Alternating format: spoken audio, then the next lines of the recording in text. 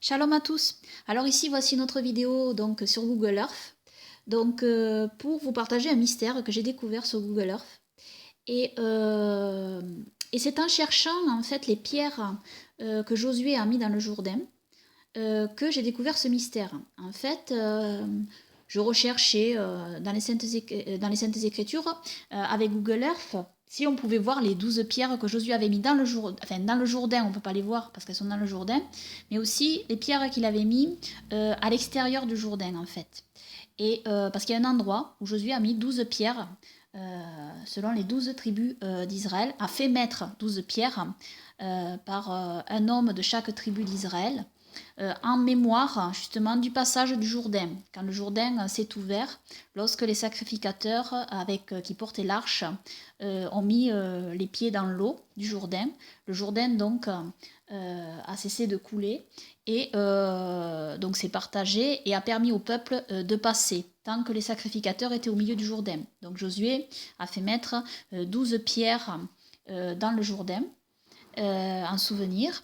Puis ensuite, quand les sacrificateurs sont sortis du Jourdain, le Jourdain a repris son cours.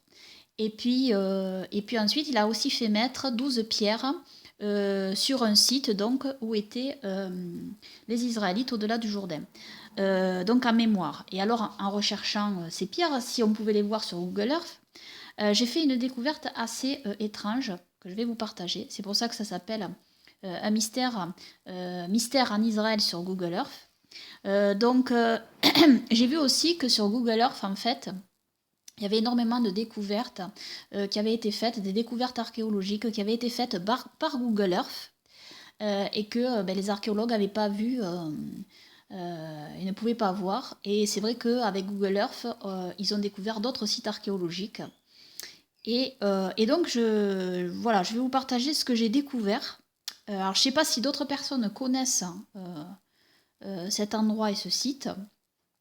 En tous les cas, je l'ai découvert, je vais vous le partager.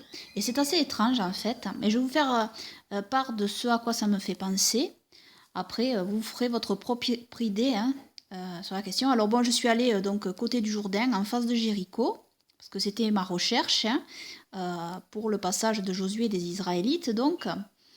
Et puis j'ai cherché en fait, qu'est-ce que j'ai cherché? J'ai cherché Gilgal parce que c'était lié avec Gilgal dans le livre de Josué. Et bon, je me suis dit, le vrai Gilgal, bon, ne doit pas être connu. Bon, mais je suis quand même tombée sur Gilgal, un Gilgal, voilà, ici, là, voilà.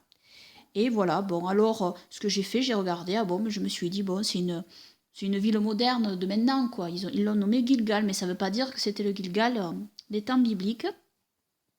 Donc, bon, j'ai regardé, et tout d'un coup, en tournant comme ça, je regardais. Alors, je regardais aux alentours, vers les montagnes, et quelque chose a attiré mon regard. Et ce quelque chose, en fait, c'est ceci. Voilà. C'est ceci qui a attiré mon regard. Alors, on va le mettre comme ceci. Voilà. Et ça, je me suis demandé ce que c'était. Concrètement, je me suis demandé ce que c'était. J'ai trouvé ça vraiment étrange. Je sais pas vous. On voit que c'est pas une formation naturelle. On voit que c'est pas quelque chose de naturel. Alors, c'est un peu en hauteur. C'est vraiment curieux. Vraiment très très curieux. Et on se demande bien ce que ça peut être. Et c'est pas très loin en fait de Gilgal ici. Alors peut-être que les autorités israéliennes en fait connaissent l'endroit, l'ont déjà vu, mais vous savez, quand on s'éloigne comme ça par satellite, vous voyez, quand on regarde l'image par satellite, vous pouvez regarder l'image par satellite d'assez haut et de loin, mais vous le verrez pas en fait. Il faut vraiment y tomber dessus pour le voir en réalité. Et c'est comme ça. Alors je dis pas que je suis la seule à avoir vu avoir vu ceci. Peut-être qu'il y en a d'autres qui l'ont déjà remarqué. Mais en tous les cas, il faut y tomber dessus véritablement. Hein. Il faut zoomer donc au bon endroit sur Google Earth, vraiment. Et puis, voilà, et tomber sur cela. Donc j'ai trouvé ça très intéressant et je me suis posé vraiment des questions. Et je me suis demandé vraiment ce que ça pouvait être. J'ai vu aussi ici qu'il y avait un autre rond ici. Alors je sais pas, ça c'est peut-être naturel. J'ai trouvé ça vraiment curieux. Et alors, ce qu'il y a, c'est que j'ai remarqué, bon, j'ai remarqué ceci aussi, là. Alors ceci, bon, ça peut être naturel. Je trouvais ça étrange aussi, cette formation. Et alors, ce que j'ai trouvé étrange, ce qui a attiré mon regard, c'est ceci, en fait. Je trouvais ça curieux. C'est une drôle de... Enfin, c'est... Oui, c'est une forme étrange. Avec, vous voyez... attendez, hop, excusez-moi. Je me suis trompée. Voilà, je voulais juste... Voilà. Vous voyez, pour vous montrer, là, ici, avec le curseur, là. Vous voyez, ça, là, voilà, ça tourne ici, comme ceci. Puis, voilà. Donc, je trouvais ça assez curieux. Et voilà. Et voilà ce que j'ai trouvé à côté, ici aussi. Qui ressemble pas, en fait, à quelque chose de naturel, en fait. Mais plutôt de fait par des hommes, en fait. On a l'impression que c'est pas naturel. Donc voilà, je trouve ça intéressant. Et de haut, vous voyez ce que ça donne de haut, ce que ça peut donner. Hein. C'est assez curieux. Donc voilà, et c'est pas très loin en fait, eh bien d'ici. Je trouvais ça vraiment curieux. Alors ce que je trouvais curieux aussi, c'est que en tournant comme ceci, hop, si on regarde en face, alors on sait que les Israélites ils s'étaient installés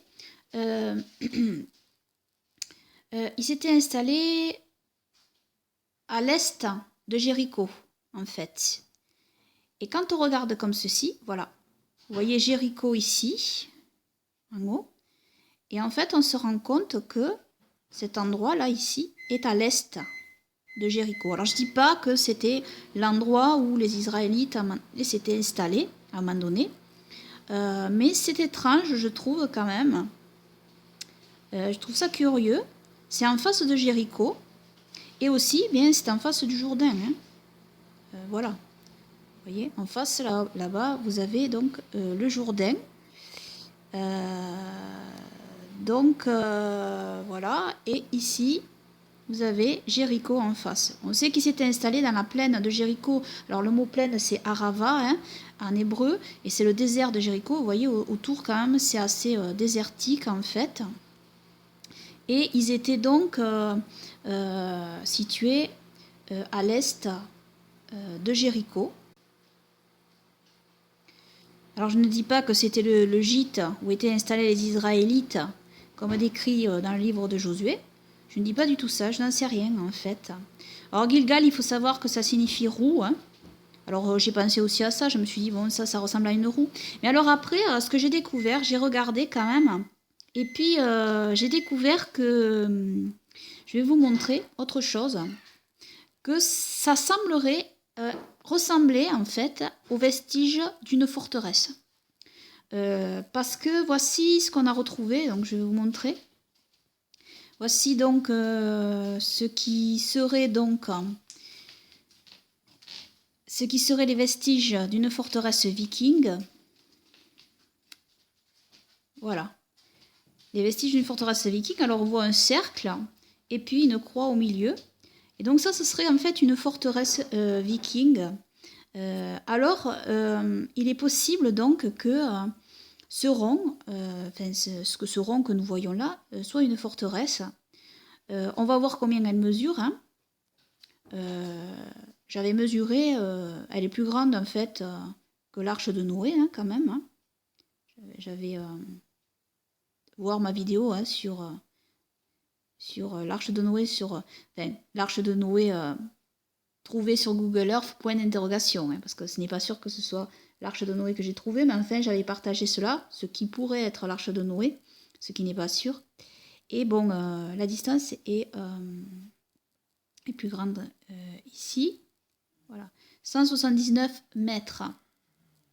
Donc voilà, je trouve ça bon assez intéressant à vous partager. Et donc voilà.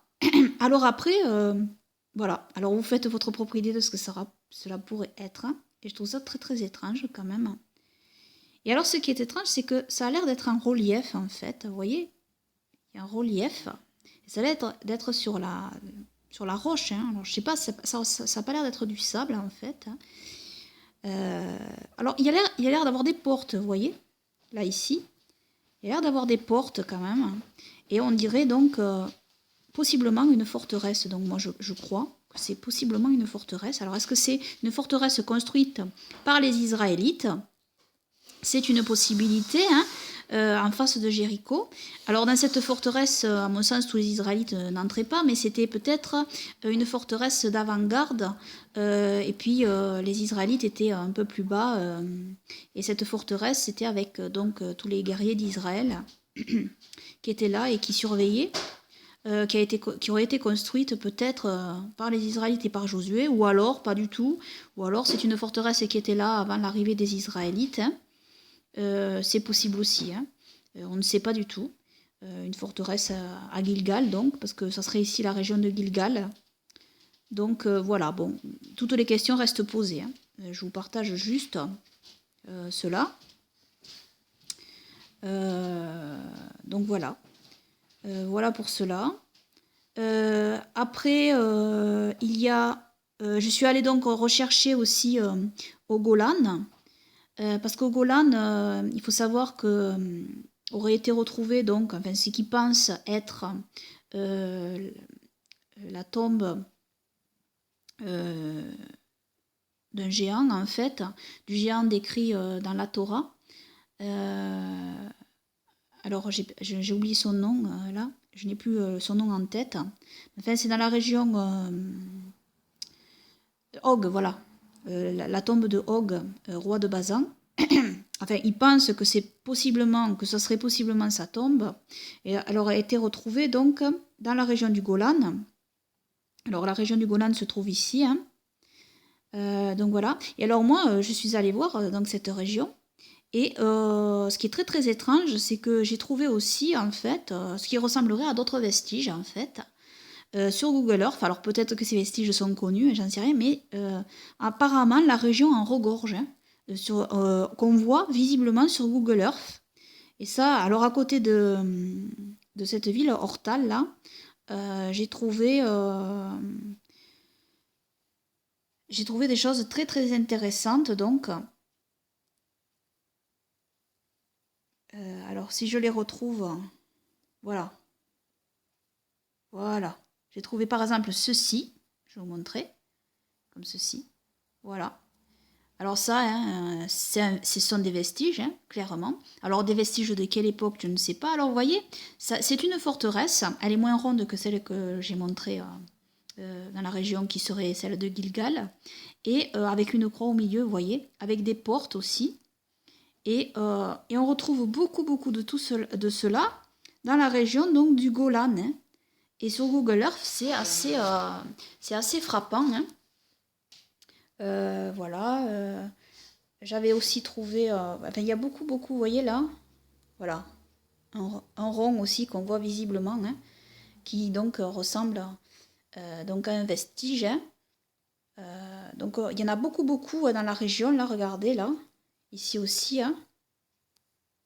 On voit. Hein. Donc là, ben, on voit, hein, c'est concret quand même, hein, on le voit hein, très clairement. Hein. Alors je ne sais pas si ça a été découvert, ça a peut-être été découvert par les archéologues hein, dans la région. Hein. Ici aussi, hein, vous voyez, autre chose encore. Hein. Voilà. Alors sous Google Earth, ça ressort particulièrement bien. Regardez ici aussi. Hein. Voilà.